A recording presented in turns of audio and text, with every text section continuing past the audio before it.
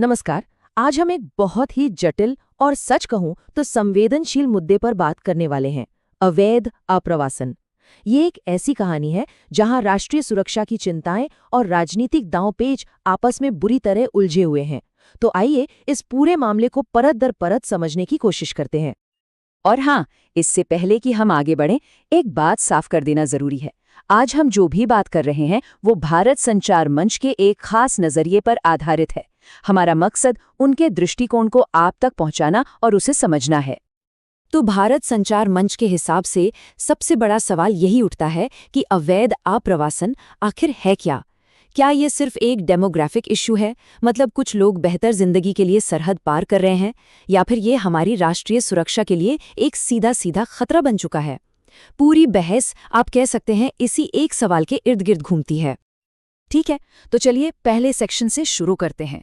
और ये समझना बहुत जरूरी है कि ये सोर्स इस पूरे मसले को एक नेशनल सिक्योरिटी क्राइसिस के तौर पर क्यों देखता है। तो सॉस इसे कई एंगल से देख रहा है। पहला कि बांग्लादेश और म्यांमार से, खासकर रोहिंग्या के जो अनकंट्रोल्ड घुसपैठ हो रही है, वो देश की आंतरिक स्थिरता के लिए एक बड़ा खतरा है। फिर चिंता ये भी है कि जो आतंकवादी संगठन हैं, वो इन कमजोर लोगों का फायदा उठा सकते हैं। और आखिर में एक बहुत ही प्रैक्टिकल बात, हमारे अपने नागरिकों के हक का क्या, जो देश के संसाधनों पर निर्भर हैं। तो सवाल ये है कि इस कथित संकट के जवाब में हो क्या रहा है। चलिए सेक्शन 2 में देखते हैं कि चुनाव आयोग जैसी संवैधानिक संस्थाएं क्या कदम उठा रही हैं। यहाँ एक टर्म सामने आता है, विशेष गहन पुनरीक्षण यानी SIR।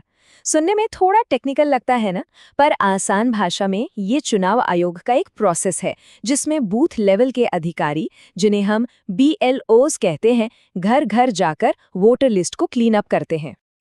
तो ये काम होता कैसे है? इसके 4 सीधे सीधे स्टेप्स हैं। पहले, BLOs घर घर जाकर सब कुछ वेरीफाई करते हैं। दूसरा, मकसद ये पक्का करना है कि लिस्ट में सिर्फ असली भारतीय नागरिक हों। तीसरा, ये सब कुछ कानून के दायरे में होता है, मतलब representation of the people act के तहत। और आखिर में नतीजा, लिस्ट से उन लोगों के नाम हटा दिए जाते हैं जिनकी मृत्यु हो चुकी है, जो कहीं और चले गए हैं, और सबसे अहम, जो अवैध प्रवासी हैं। लेकिन जैसा कि भारत में अक्सर होता है, इस पर भी एक बड़ा राजनीतिक विवाद खड़ा हो गया है। तो सेक्शन 3 में हम इसी राजनीतिक खींचतान के दोनों तरफ के तर्कों को समझने की कोशिश करेंगे। ये स्लाइड देखिए, इस पूरे टकराव की जड़ को दिखाती है। एक तरफ विपक्ष है, जिसका कहना है कि ये तो एक साजिश है, एक खास समुदाय को वोट देने से रोकने के लिए। वो ये भी कहते हैं कि इससे गरीबों और मजदूरों पर अपनी नागरिकता साबित करने का बहुत बड़ा बोझ पड़ रहा है। दूसरी तरफ भारत संचार मंच का जो नजरिया है, वो ये है कि सरकार और कई नागरिक इसे पॉलिटिकल फायदे के लिए नहीं, बल्कि देश की सुरक्षा के लिए जरूरी मानते हैं। उनका कहना है कि भाई, हर असली नागरिक के पास अपने बेसिक डॉक्यूमेंट्स तो होने ही चाहिए। और सोर्स विपक्ष के इस रुख के पीछे की वजह पर भी एक थ्योरी देता है। उनके मुताबिक ये सब वोट बैंक की राजनीति है। डर ये है कि अगर अवैध प्रवासियों के नाम लिस्ट से हट गए तो एक बड़ा वोटिंग ब्लॉक हाथ से निकल जाएगा। अब हम इस बहस के सबसे गंभीर हिस्से की तरफ बढ़ रहे हैं। सेक्शन 4 में हम उन दावों को देखेंगे जो भारत संचार मंच के विश्लेषण में अवैध आप्रवासन और आतंकवाद के बीच एक सीधा लिंक बताते हैं। सोर्स का तर्क ये है कि रोहिंग्या जैसे समूह, जो पहले से ही बहुत कुछ झेल चुके हैं, वो यहाँ आकर बहुत वल्नरेबल हो जाते हैं। मतलब गरीबी है, कोई पहचान नहीं है, और ऐसी हताशा में कट्टरपंथी ताकतें उन्हें आसानी से अपना निशाना बना सकती हैं। और बात सिर्फ रेडिकलाइजेशन तक ही सीमित नहीं है। सोर्स ये भी दावा करता है कि सिक्योरिटी एजेंसीज के पास इस बात के सबूत हैं कि पाकिस्तान की ISI और जमात उल मुजाहिदीन, बांग्लादेश जैसे आतंकी संगठन इन घुसपैठियों का इस्तेमाल जासूसी और हमलों के लिए कर रहे हैं। और देखिए, ये खतरा सिर्फ बॉर्डर पर नहीं है, ये हमारे सिस्टम के अंदर तक पहुंच चुका है। सोर्स के मुताबिक बहुत से घुसपैठियों ने फर्जी आधार कार्ड, पैन कार्ड और यहाँ तक के वोटर ID भी बनवा लिए हैं। इसका मतलब क्या हुआ? इसका मतलब ये हुआ कि वो अब सिर्फ अवैध नहीं है, बल्कि हमारे सिस्टम का हिस्सा बनकर एक अंदरूनी खतरा बन चुके हैं।